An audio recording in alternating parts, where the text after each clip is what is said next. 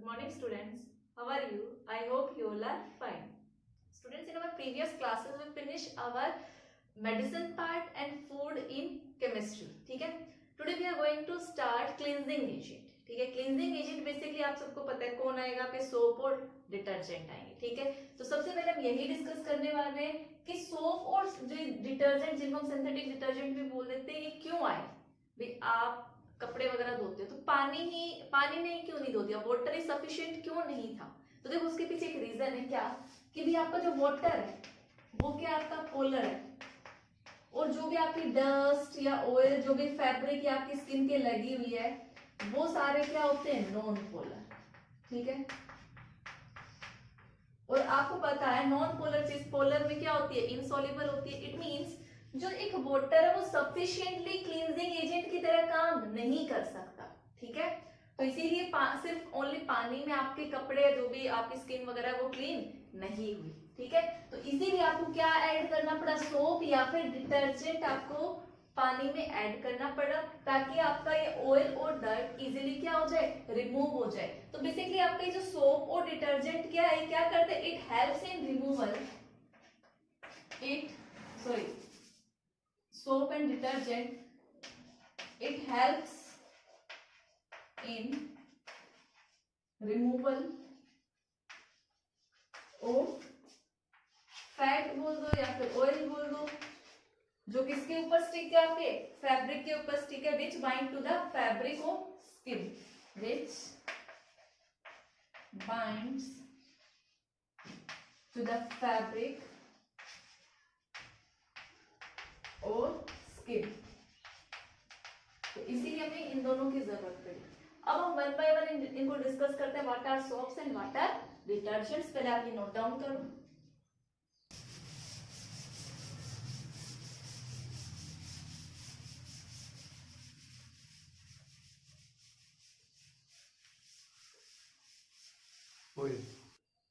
So students, what are soaps?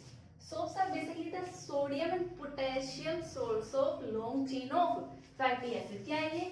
These are the sodium and potassium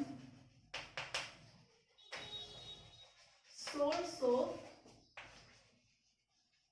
long chain of fatty acid. ये definition आपने बचपन की classes में पढ़ी, क्लास 10th में काफी इंपॉर्टेंट डेफिनेशन थी, आपने याद भी की होगी. ठीक है, तो आपके कोई भी जो लॉन्ग चेन होंगे उनके एसिड में से क्या निकाल दो, H प्लस निकाल दो, उसकी जगह क्या आ जाएगा, Na. तो क्या बन जाएगा, सोडियम. अब जो सोडियम लाओ या फिर पोटेशियम लाओ, आपको यही दोनों लेकर आने हैं. ठीक है, बाकी आप मैग्नीशियम कैल्शियम सोर्स नहीं ला सकते फैटी एसिड्स के, उसका एक रीजन है, वो भी बताती हूँ. तो पहले तो देखो, चलो इसी का रीजन पहले बता देती हूँ कि भाई जो सोप में हम सोडियम और पोटेशियम क्यों यूज करते हैं. बिकॉज ये जो भी है ये एक क्या है, एक तो पहली बात ये क्या है, वाटर सोल्यूबल है, वाटर सोल्यूबल. और दूसरा चीज ये हमारे स्किन पर इफेक्ट नहीं करते, हार्श नहीं करते, मीन्स जैसे ऐसे कठोर नहीं है, मीन्स जो भी हार्ड नहीं है. ठीक है, तो आपकी स्किन वगैरह फैब्रिक को कोई डैमेज नहीं करेंगे. तो आप बोल सकते हो कि they are soft. Second reason is they are soft. ठीक है, इसीलिए क्या करते हैं हम सोडियम और पोटेशियम के सोर्स लेते हैं. ठीक है, अब हम देखते हैं कि सोप को देखो हम बनाते कैसे हैं. Formation of soap.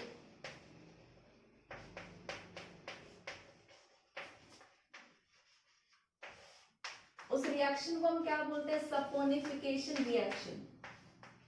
Saponification reaction, ये रिएक्शन भी आपने काफी बार पढ़ी है. ठीक है, सपोनिफिकेशन रिएक्शन में हम करते क्या है, बेसिकली आपके जो एस्टर्स होते हैं. ठीक है, एस्टर देखो, एस्टर का हम एल्कली मतलब NaOH के प्रेजेंस में हाइड्रोलिसिस करते हैं, और उसी रिएक्शन से हमारा क्या बनता है, ये आपका सोप बनता है. ठीक है, तो देखो सबसे पहले तो आपको पता है एस्टर कैसे बने थे, देखो मैं यही बता रही हूँ. चलो यहाँ पे देखो, पहले तो हम देखते हैं एस्टर. जो आपका बेसिकली एस्टर बना वो किससे बनता है, अल्कोहल और कार्बोक्सिलिक एसिड से क्या बनता है आपका एस्टर बनता है। एक चीज और, हमने यहाँ पे क्या बोला, long chain of fatty acid, ठीक है। वो कौन कौन से फैटी एसिड हो सकते हैं, वो आपका देखो, पाल्मिटिक एसिड हो सकता है, palmitic acid, oleic acid, stearic acid, ये आपको नाम याद रखने हैं, ठीक है। तो ये आपके लॉन्ग चेन होते हैं किसमें, सोप के अंदर, ठीक है।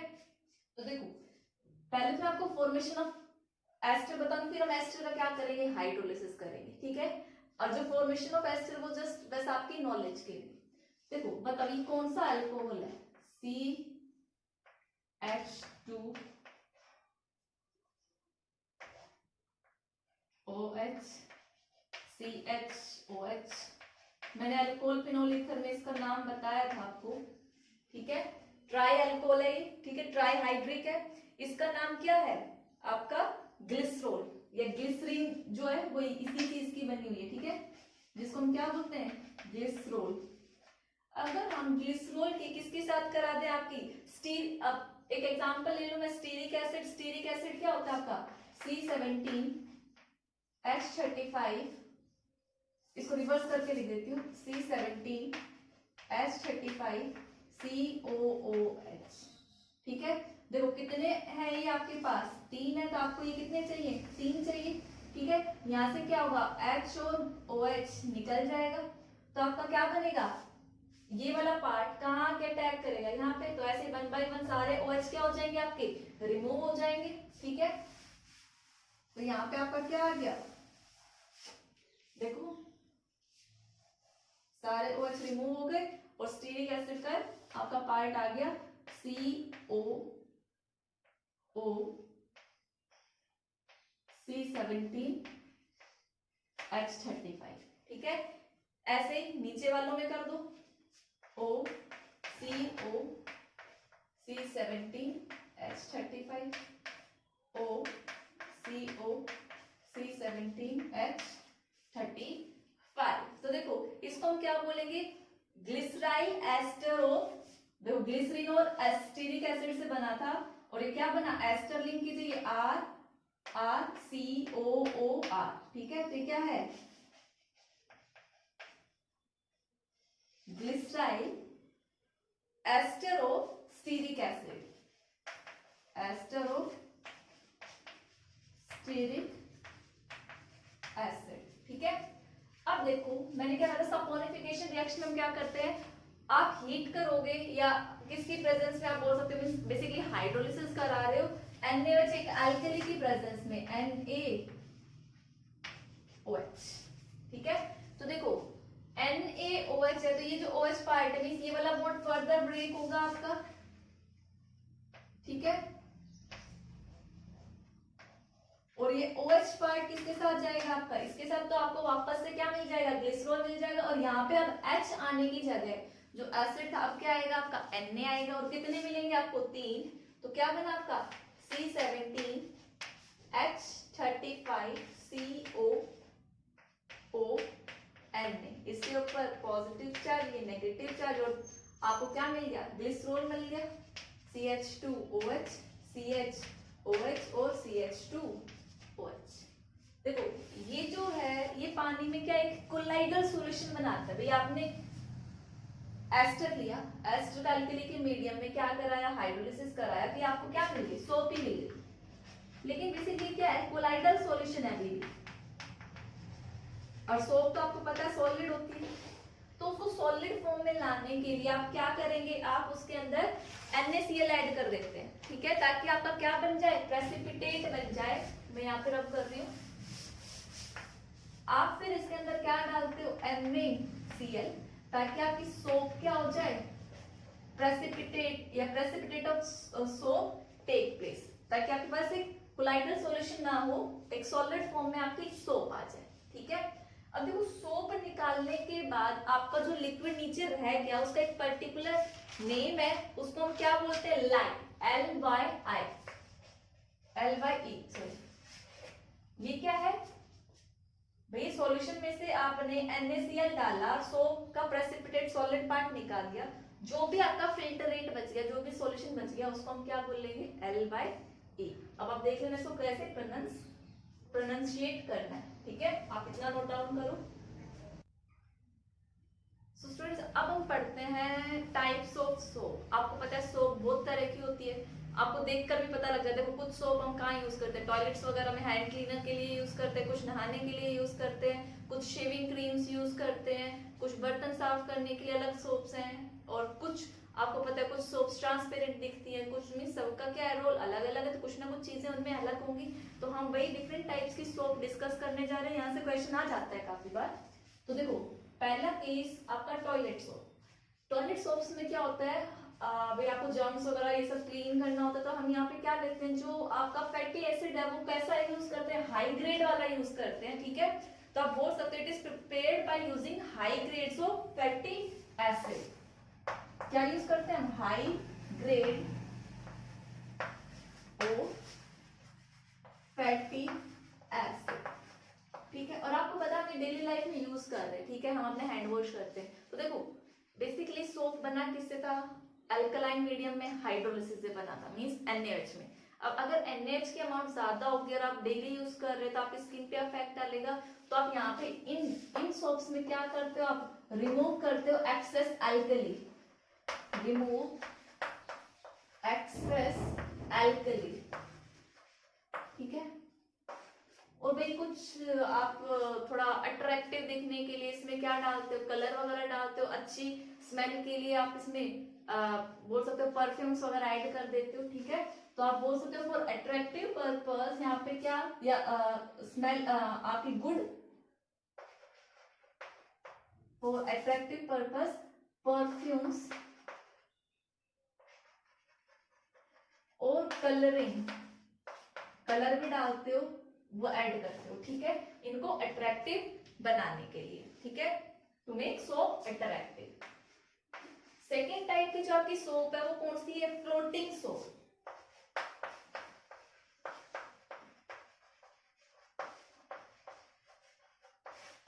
ठीक है। अब देखो फ्लोटिंग सोप में क्या होता है, ऑब्वियसली बात है, नाम ही सजेस्ट करेगा, soap which float on water, soap which float on water, ठीक है। अब ये कहाँ ऐड होती है, देखो सोचो, साबुन आपने तैरते हुए कहाँ देखा होगा, भाई आप जो ये टब वगैरह में बाथ लेते हैं जो भी है, तो उसमें सोप डालते हैं, ठीक है, वो बहुत सारे बबल्स बनाती है और वो सोप ऊपर फ्लोट करती है, ठीक है, फिर नहाने में मजा आता है ना। तो वही सोप कौन सी है, फ्लोटिंग सोप है, ठीक है। तो वो एक अलग तरीके से बनती है, वो कैसे बनती है वो मैं बताती हूँ, आप पहले ये नोट करो। सो स्टूडेंट देखो इन सोप्स को बनाते कैसे, इनको बनाते कैसे कि बीट करते हैं टाइनी एयर बबल्स, जो छोटे छोटे बबल्स बन जाते हैं बिफोर, देखो वो सॉलिड बनाने से पहले, देखो into the product before the soap is hard, जब मींस सोप के हार्ड होने से पहले उस लिक्विड को उसमें क्या करते हैं, टाइनी एयर बबल्स को बीट करके आपके फ्लोटिंग सोप बनाते हैं। इससे क्या होगा, बहुत सारा झाग, बहुत सारा फोम क्रिएट हो जाता है, ठीक है। इसीलिए ये जो टब वगैरह में ऐड करते हैं नहाते टाइम, वो ये वाला है, ठीक है। Next type of soap is आपका ट्रांसपेरेंट सोप। अब ट्रांसपेरेंट सोप देखा है आपने, बहुत ऐड आती है, देखा ही होगा सभी ने। ट्रांसपेरेंट सोप मींस जिस सोप के आर पार दिख जाता है, पियर्स देखी होगी, एक ऐड आती है छोटी सी बच्ची की, वो ऐसे लेके दिखाते हैं, ठीक है। अब देखो पियर सोप क्यों, अब वो ट्रांसपेरेंट कैसे बनी, देखो ट्रांसपेरेंट बनने के लिए आप सोप को क्या कर दो, एक्सेस ऑफ इथेनॉल में डिसोल्व कर दो, ठीक है। अब क्या करोगे, dissolve the soap in, dissolve the soap in excess ethanol mean C2H5OH में आपने सोप को क्या कर दिया, डिसॉल्व कर दिया, और फिर आपने बाद में क्या कर दिया, सारा सोलवेंट जो एक्स्ट्रा था, extra solvent is dry up means evaporate करा दिया आपने, एक्स्ट्रा सोलवेंट ड्राई बोल दो या रिमूव बोल दो, जो भी आप बोलना चाहो। तो जो इसके ट्रांसपेरेंट होने का रीजन है वो क्या है आपका इथेनॉल, कि आपने सोप को पहले किसमें डिसॉल्व किया है, इथेनॉल में किया है। वेरी इंपॉर्टेंट क्वेश्चन एग्जाम में पूछ सकते हैं, ठीक है। Next, medicated soap.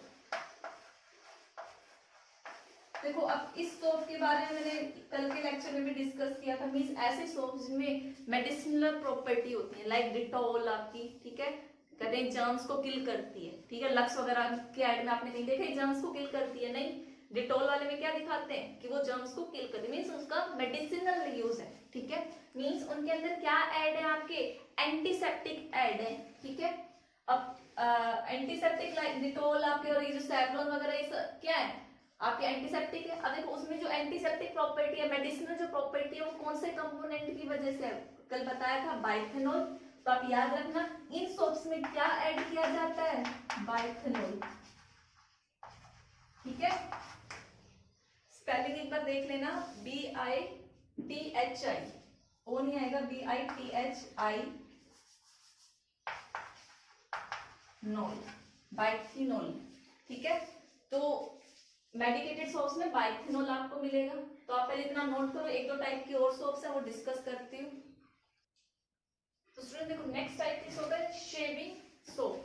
Generally boys को पता होगा शेविंग सोप्स में क्या ऐड किया जाता है, आपका ग्लिसरॉल, जो मैंने अभी एक डायग्राम बनाया था ना ट्राई हाइड्रोक्सी वाला, वही। इन सोप्स में क्या ऐड किया जाता है, ग्लिसरॉल। अब ग्लिसरॉल क्यों ऐड किया गया, यही क्वेश्चन इस बार बोर्ड एग्जाम में भी पूछा था। What is the role of glycerol in shaving cream, shaving soap बोला है शेविंग क्रीम। तो देखो ये जो आपका ग्लिसरॉल है, बेसिकली देखो अगर आप शेव कर रहे हो, ठीक है, तो जो आपकी सोप है वो क्या कैसे होनी चाहिए भाई, ड्राई अप नहीं होनी चाहिए। अगर वो सूख गई अब फिर आप रेजर से उसको क्लीन करोगे तो क्या होगा, आपकी स्किन को डैमेज होगा। इट मीन्स ये जो ग्लिसरॉल है ये क्या करता है, सोप की रैपिड ड्राइंग नहीं होने देता। इट प्रिवेंट्स, इसका रोल क्या है, it prevents rapid drawing,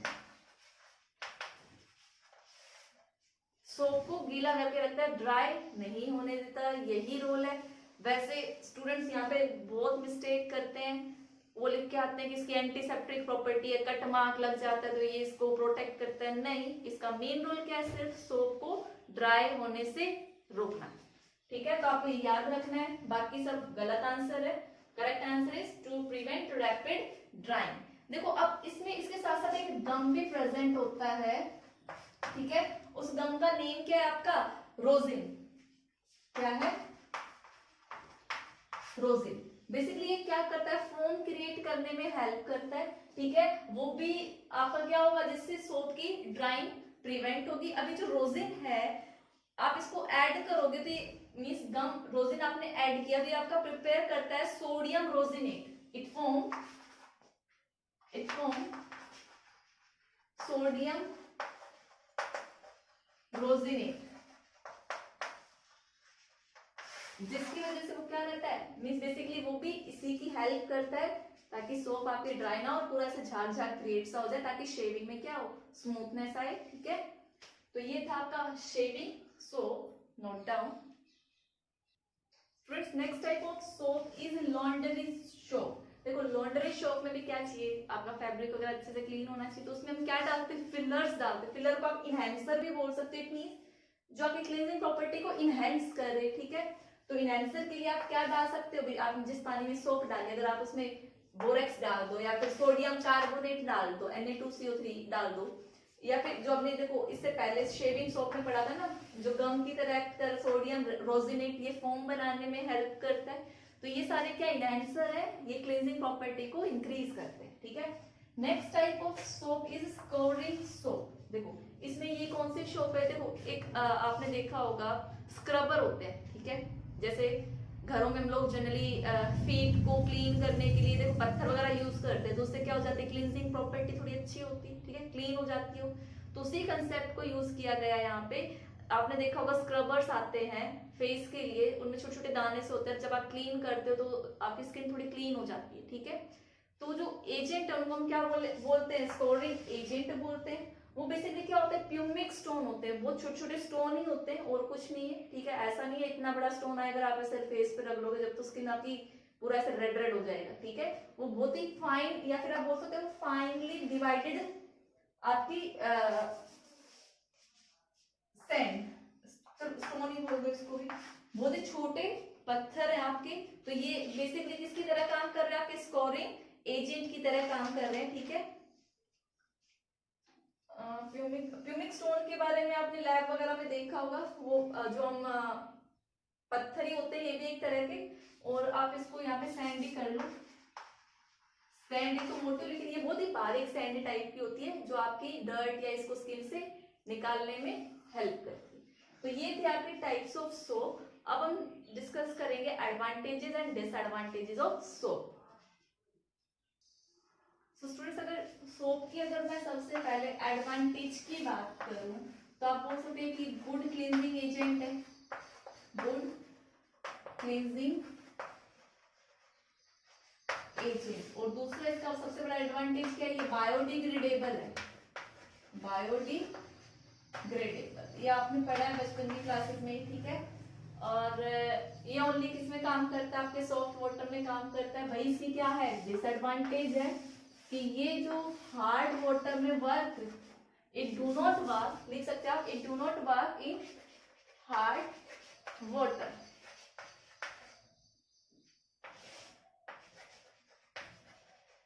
do not work in hard water. क्यों? क्योंकि हार्ड वाटर में देखो हार्डनेस किसकी वजह से होती है, आपकी कैल्शियम आयन या फिर मैग्नीशियम आयंस की वजह से आपकी पानी की हार्डनेस होती है।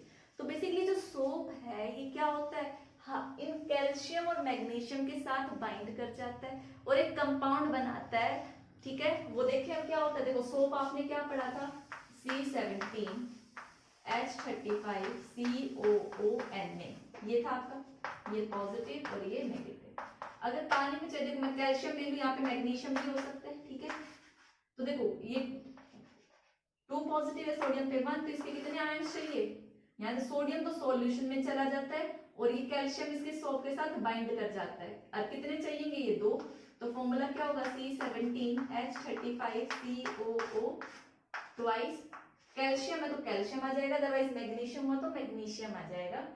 तो ये क्या है आपका, इसी को हम क्या बोलते हैं, ये व्हाइट प्रेसिपिटेट होता है। क्या होता है, व्हाइट प्रेसिपिटेट, जिसको हम क्या बोलते हैं, स्कम बोलते हैं। और ये क्या होता है, बहुत ही स्टिकी सब्सटेंस होता है। कैसा होता है ये, स्टिकी, चिपचिपा, ठीक है। तो देखो डर्ट वगैरह के साथ तो इसने रिएक्ट किया नहीं, साबुन ने हार्ड पानी में, उल्टा हार्ड पानी साबुन के साथ ही रिएक्ट करके क्या बना लिया, स्टिकी सब्सटेंस बना लिया और ये उल्टा आपके फैब्रिक या स्किन पे जाके स्टिक कर जाएगा, तो आपके क्लींजिंग एक्शन प्रॉपर्ली नहीं होगा। तो रीजन यही है कि ये हार्ड पानी में वर्क नहीं करता because of the formation of scum. Now come to the next topic, that is synthetic detergents. Synthetic detergents की सारी प्रॉपर्टी कौन सी होती है जो एक सोप के अंदर होती है, वो क्या है, सारी सारी प्रॉपर्टी डिटर्जेंट्स की भी है, बट ये सोप नहीं है। तो ये क्या है, सोपलेस सोप है, एक तरीके का आप नाम दे सकते हैं इसको, ठीक है।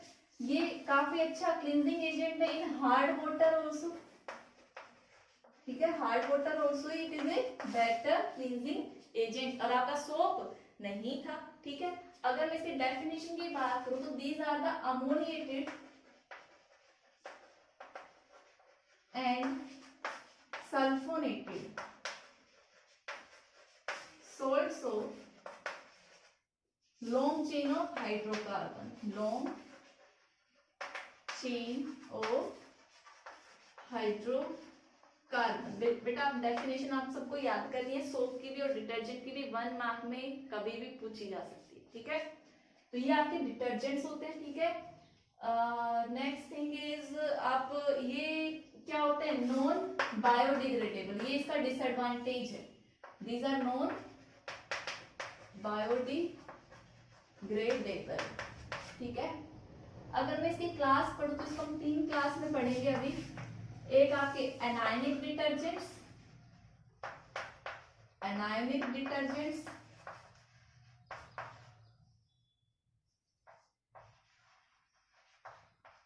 कैटायनिक डिटर्जेंट्स और आपके नॉन आयोनिक डिटर्जेंट्स।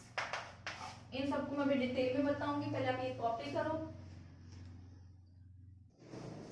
स्टूडेंट देखो ये आपका क्या है, एनायनिक डिटर्जेंट। एनायनिक डिटर्जेंट में क्या है कि जो देखो डिटर्जेंट है, पॉजिटिव नेगेटिव चार्जेस दोनों ही हैं, बट जो क्लींजिंग एक्शन के लिए रिस्पॉन्सिबल होगा एनायनिक डिटर्जेंट में क्या होगा, एनायन पार्ट रिस्पॉन्सिबल होगा, और कैटायनिक डिटर्जेंट में कैटायन पार्ट रिस्पॉन्सिबल होगा। तो what are anionic detergents in which anionic part is responsible for cleansing agent. Simple सी चीज है।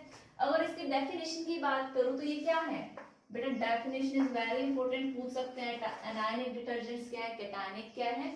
तो these are the sodium salts of sulfonates of long chain of alcohol या hydrocarbon. Means देखो किसके salt होंगे, पहली बात सोडियम के होंगे, ठीक है, यहाँ पे पोटेशियम का रोल नहीं, सोडियम, ठीक है।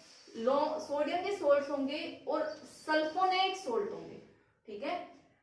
और चेन किसकी होगी, वो अल्कोहल की चेन हो सकती है या फिर हाइड्रोकार्बन की हो सकती है, ठीक है। तो देखो प्रिपेयर कैसे करेंगे, क्या तो आप सबसे पहले लॉन्ग चेन ऑफ अल्कोहल लो या फिर लॉन्ग चेन ऑफ हाइड्रोकार्बन लो, क्योंकि हमने अल्कोहल और हाइड्रोकार्बन दोनों बोला है। उसको देखो सल्फोनेटेड बनाना चेन को, अल्कोहल की हो या फिर इसको तो हम H2SO4 के साथ ट्रीट करेंगे तो सल्फो अल्काइल हाइड्रोजन सल्फेट बनेगा। और फिर हमें क्या लाना है, सोडियम, तो हम क्या डाल देंगे, एक्वस NaOH, तो क्या बन जाएगा, sodium salts of alkyl hydrogen sulphate. ये आपका क्या है, एनायनिक डिटर्जेंट, ठीक है। तो आप देखो अल्कोहल का और हाइड्रोकार्बन का मैं दोनों का एग्जांपल ले रही हूँ, पहले मैं ले रही हूँ अल्कोहल। यहाँ पे क्या लिया, ये C11H23CH2OH लेराइल अल्कोहल है। इसको आपने H2SO4 के साथ ट्रीट किया तो यहाँ से H2O निकल गया और आपका क्या बना, आपका OSO3H लग गया और NaOH डाला तो ये H रिमूव हो गया, इसकी जगह क्या आ गया, Na आ गया, ठीक है। ये आपकी हुई एनायनिक डिटर्जेंट, किसकी वजह से, लॉन्ग चेन ऑफ अल्कोहल। भाई अल्कोहल ही है लेकिन देखो कितने कार्बन की चेन है, 11 की चेन है, ठीक है। नीचे वाले में मैंने क्या लिया, आपका हाइड्रोकार्बन, सिर्फ हाइड्रोकार्बन है, ठीक है, काफी लंबा है, CH3 CH2 11 और फिर बेंजीन रिंग। तो सबसे पहले आपने क्या डाला, कंसंट्रेटेड H2SO4, तो आपको पता है क्या होगा, सल्फोनेशन रिएक्शन होगी, बेंजीन रिंग के साथ क्या अटैच होगा, आपका SO3 H पार्ट अटैच होगा। अब इसमें आप NaOH डाल दोगे तो क्या होगा, आप आगे लिख लेना, स्पेस में मेरे पास ये H रिमूव करके यहाँ क्या आ जाएगा, आपका Na, और यहाँ से H और OH रिमूव हो जाएगा, क्या बन जाएगा आपका एनायनिक डिटर्जेंट, ठीक है। तो ये थे आपके एनायनिक डिटर्जेंट। ये क्लींजिंग एक्शन जो है ये स्लाइटली एसिडिक मीडियम में भी शो कर सकते हैं, ठीक है, जबकि सोप आपके एसिडिक मीडियम में वर्क नहीं करते बट एनायनिक डिटर्जेंट्स करते हैं। Note down student. देखो कैटायनिक पार्ट भी ठीक क्या है भाई, एनायनिक में क्या था, एनायन पार्ट रिस्पॉन्सिबल था क्लींजिंग एक्शन के लिए, और यहाँ पे क्या कैटायनिक पार्ट रिस्पॉन्सिबल है अपने क्लींजिंग एक्शन के लिए। और इसके डेफिनेशन की बात करो बेटा, दोनों की डेफिनेशन इंपॉर्टेंट है। इस बार भी बोर्ड एग्जाम में देखो डिफरेंट सेट्स ABC सेट्स जो थे, यहाँ पे कोई क्वेश्चन कॉमन नहीं था, सभी सेट्स में क्या था, अलग अलग क्वेश्चंस पूछे गए थे। तो मैंने ड्यूरिंग चैप्टर्स कौन कौन से क्वेश्चंस थे वो सारे डिस्कस किए हैं। तो एक सेट में ये था, आपको बताना था एनायनिक कैटायनिक के बारे में। तो कैटायनिक की डेफिनेशन क्या है, quaternary ammonium source of long chain of amines. एक तो लॉन्ग चेन होगी, ठीक है, किसके सोर्स होंगे, अमीन के होंगे, लेकिन कौन से वाले, क्वाटरनरी अमीन, मींस नाइट्रोजन ने 4 बॉन्ड बनाए होंगे। नाइट्रोजन 3 बॉन्ड तो बना सकता है, जब चौथा बॉन्ड बनाएगा तो कोऑर्डिनेट बॉन्ड बनाएगा और उसके ऊपर कैसा चार्ज आएगा, पॉजिटिव चार्ज आएगा। तो नाइट्रोजन ने 4 बॉन्ड बनाए, लेकिन देखो R2 3 और 4 4 से अटैच है, नाइट्रोजन पे कैसा चार्ज आया, पॉजिटिव चार्ज आया। तो बाहर बैलेंसिंग के लिए कोई नेगेटिव पार्ट आएगा, X लगा दिया, या फिर क्लोराइड्स हो सकते हैं, ब्रोमाइड हो सकते हैं, या फिर CH3COO नेगेटिव हो सकते हैं, कुछ भी हो सकते हैं, लेकिन हमें इससे लेना देना नहीं है। क्यों, क्योंकि इसमें तो ये वाला पार्ट क्या है, रेस्पॉन्सिबल है आपकी क्लींजिंग एक्शन के लिए, पॉजिटिव पार्ट, ठीक है। एग्जाम्पल वेरी इंपॉर्टेंट है इसका, क्या है, सिटाइल ट्राइमिथाइल अमोनियम ब्रोमाइड। देखो भाई नाइट्रोजन के 4 ग्रुप तो थे, 3 में क्या रखो, CH3 CH3 CH3, ब्रोमाइड का Br नेगेटिव, नाम से याद रखो, देखो सिटाइल, सी टाइल, सी से 16, 16 याद रख सकते मीन्स इधर कितने कार्बन की चेन लगा दो, 16 कार्बन की चेन लगा दो। देखो CH2 15 तो ये लिख दिया, और एक CH3 ये रहा, और उतने ही हाइड्रोजन लगा दो, तो आपका क्या बन गया, ये आपका फॉर्मूला हो गया cetyl tri methyl ammonium bromide. Example आपको याद रखने हैं, ठीक है। यहाँ पे जितना डेफिनेशन के मार्क्स होते हैं उतने ही एग्जाम्पल के मार्क्स है। इसका हाफ मार्क्स डेफिनेशन का था, हाफ मार्क्स इसके एग्जाम्पल का। ऐसे आपके एनाइनिक वाले में हाफ मार्क्स डेफिनेशन और हाफ मार्क्स एग्जाम्पल। और ये जो मैंने आपका लिखा है सिटाइल ट्राईमिथाइल अमोनियम ब्रोमाइड, ये बेसिकली किसमें प्रेजेंट होता है, क्लींजिंग एक्शन जो हम लिख रहे हैं, ये आपने हेयर कंडीशनर देखा होगा ना, शैम्पू के बाद आप हेयर कंडीशनर लगाते हो, ये उसमें प्रेजेंट होता है, हेयर्स को सिल्की बनाता है, ठीक है। तो ये इसका केटानिक डिटर्जेंट का ये रोल था। और आप इसमें बोल सकते हो, इसको हम इनवर्ट सोप भी बोलते हैं। केटानिक डिटर्जेंट को क्या बोलते हैं, इनवर्ट सोप, इनवर्ट सोप। क्यों, क्योंकि इसके क्लींजिंग एक्शन में केटायनिक पार्ट है, एनायनिक नहीं है। एनायनिक होता तो सिंपल रखें, केटायनिक बोले तो इन्वर्ट हो गया, काम रिवर्स हो गया, तो बेसिकली इन्वर्ट सोप बोल दिए, ठीक है, नोट डाउन। तो स्टूडेंट्स नॉन आयनिक डिटर्जेंट्स क्या होगा, मींस इनमें ना कोई भी आयंस प्रेजेंट नहीं होंगे, ठीक है। ये जनरली डिशवॉश सोप में यूज किया जाता है, ठीक है। अब देखो आपके डिटर्जेंट्स की बात करूँ तो मैं डिटर्जेंट्स के आपके दो टाइप के हैं। ये क्वेश्चन भी एग्जाम में आया था और ये सभी सेट्स में कॉमन था ये क्वेश्चन, ठीक है। डिटर्जेंट में इस ईयर के पेपर की बात करें, डिटर्जेंट्स ना दो टाइप के होते हैं, ठीक है। एक हाईली ब्रांच्ड डिटर्जेंट, एक हाईली ब्रांच्ड होता है, और एक स्ट्रेट अनब्रांच्ड बोल दो या स्ट्रेट बोल दो, अनब्रांच्ड या फिर straight chain detergent, STRAI, straight chain detergent. तो क्वेश्चन था, मतलब देखो क्वेश्चन काफी तरीके से पूछ सकते हैं। ये पूछ सकते हैं why unbranched chain detergent preferred over highly branched chain, ये ठीक है। तो रीजन देखो क्या आएगा इसका, जो हाईली ब्रांच्ड पॉलीमर डिटर्जेंट है वो क्या होते हैं आपके नॉन बायोडिग्रेडेबल, ठीक है। तो देखो ये आपकी लॉन्ग चेन ऑफ फैटी ये चल रहा है, ठीक है। लास्ट में क्या होगा, COON होगा, और इनमें क्या होगी, ये साइड चेन्स भी होंगी।